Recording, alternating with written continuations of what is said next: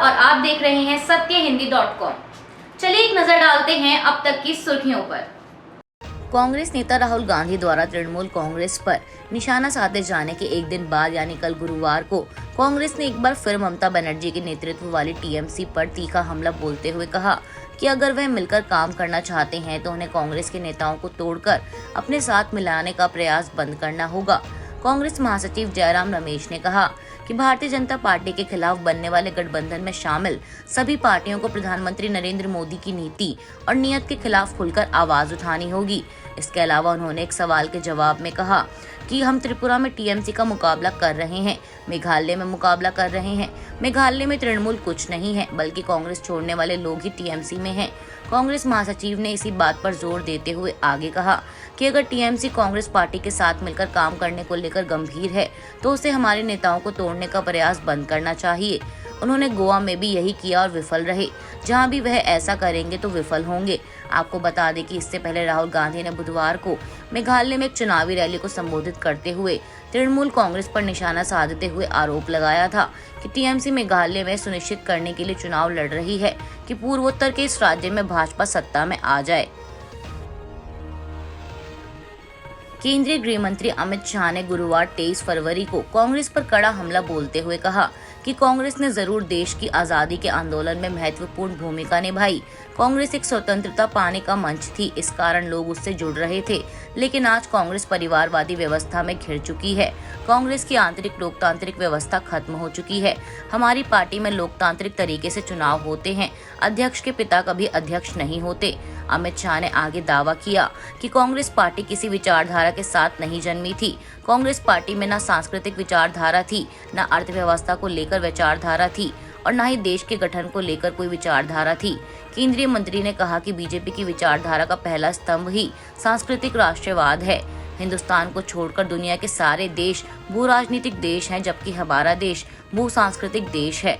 शाह ने आगे दावा करते हुए सवाल किया कि विकास पर सबसे पहला अधिकार किसका होना चाहिए। बीजेपी का मानना है कि इस विकास पर सबसे पहला अधिकार वंचित और गरीब का है।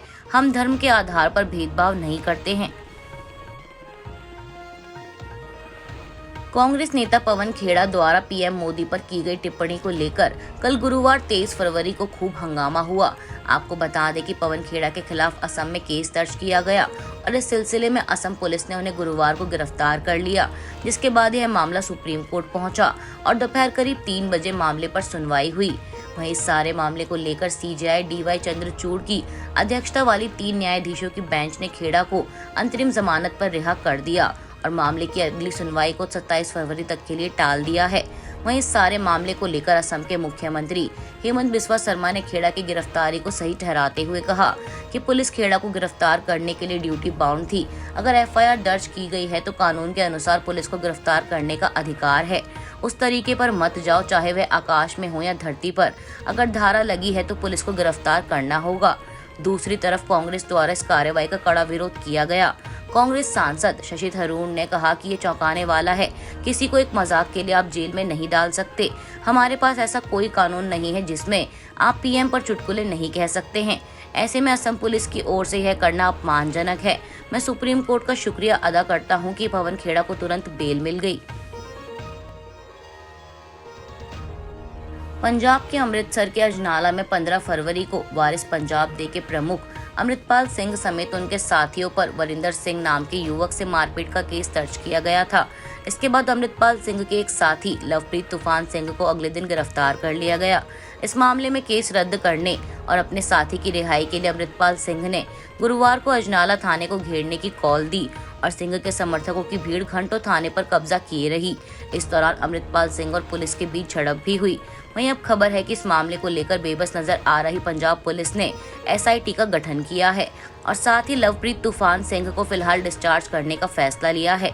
इसके अलावा अमृतपाल सिंह के समर्थकों की मांग के आगे झुकते हुए पुलिस ने गुरुवार की घटना का केस न दर्ज करने का भरोसा दिया। अमृतसर के पुलिस कमिश्नर जसकरण सिंह का कहना है कि अभी जो एफआईआर हुई है उसके एवज में ये लोग यहाँ आए और इन्होंने हमें गिरफ्तार व्यक्ति यानी लवप्रीत तूफान की बेगुनाही के पर्याप्त सबूत दिए हैं। इसलिए अब एसआईटी का गठन किया गया है और वह इस मामले की जांच करेगी। उत्तर प्रदेश विधानसभा में समाजवादी पार्टी अध्यक्ष अखिलेश यादव ने सदन में राज्यपाल आनंदीबेन पटेल के भाषण को कट एंड पेस्ट अभिभाषण करार देते हुए आरोप लगाया कि जिन योजनाओं का उल्लेख किया गया है वह जमीन पर नहीं उतरी हैं, सच्चाई से कोसों दूर हैं। दरअसल यूपी विधानसभा में राज्यपाल के अभिभाषण पर धन्यवाद प्रस्ताव के लिए बुधवार को सत्ता पक्ष के डॉक्टर नीलकंठ तिवारी ने प्रस्ताव किया था, जिस पर गुरुवार को पक्ष और विपक्ष के सदस्य बोल रहे थे। इस दौरान अखिलेश यादव ने तंज कसने के अंदाज में ये बातें बोली। उन्होंने कहा कि बीजेपी सरकार ने राज्यपाल का बहुत समय बर्बाद किया। 1 घंटा 1 मिनट में उन्होंने अपनी बात रखी। वहीं इस बीच सपा प्रमुख के बोलने के दौरान सुहेलदेव भारतीय समाज पार्टी के नेता ओम प्रकाश राजभर ने कुछ हस्तक्षेप करने की कोशिश की तो यादव ने कहा कि आप किस पार्टी के नेता हैं, जातिगत गणना चाहते हैं कि नहीं, जिसके बाद राजभर ने कहा कि आपने तो भगा दिया। इस पर यादव ने तंज कसते हुए कहा कि मंत्री बनने के लिए उधर चले गए। गौरतलब है कि 2017 में राजभर बीजेपी के साथ मिलकर विधानसभा चुनाव लड़े और सरकार में मंत्री बने थे, लेकिन बाद में समझौता टूट गया था, जिसके बाद 2022 में राजभर की पार्टी ने सपा से मिलकर चुनाव लड़ा, लेकिन बाद में सपा से भी उनका समझौता टूट गया। आईसीसी महिला T20 वर्ल्ड कप 2023 का पहला सेमीफाइनल मुकाबला ऑस्ट्रेलियाई महिला टीम और भारतीय महिला टीम के बीच केप टाउन के न्यूलैंड्स मैदान में खेला गया। इस रोमांचक मुकाबले में ऑस्ट्रेलियाई महिला टीम ने पहले बल्लेबाजी करते हुए 20 ओवरों में 4 विकेट के नुकसान पर 173 रन बनाए। इसके बाद भारतीय टीम ने एक समय तक काफी शानदार तरीके से लक्ष्य का पीछा किया, लेकिन अचानक से विकेट गंवाने की वजह से उन्हें हार का सामना करना पड़ा। ऑस्ट्रेलियाई टीम ने इस मुकाबले में भारतीय टीम को 5 रनों से हराकर जीत दर्ज की और इसी के साथ भारतीय टीम का वर्ल्ड कप जीतने का सपना टूट गया। अभी के लिए बस इतना ही। बाकी की खबरों के लिए जुड़े रहिए सत्यहिंदी.com के साथ।